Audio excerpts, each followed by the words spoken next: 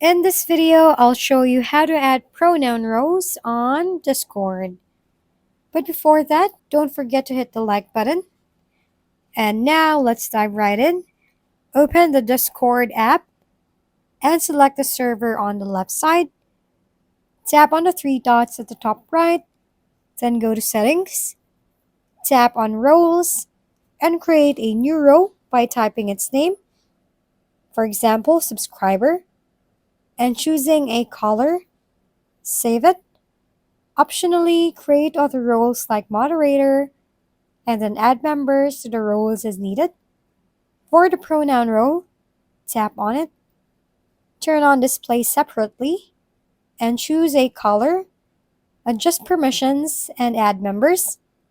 And that's how you create pronoun rows on Discord. This has been Solution Junkie.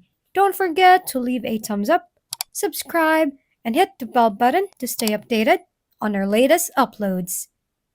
If you have any questions or video recommendation, leave them down below.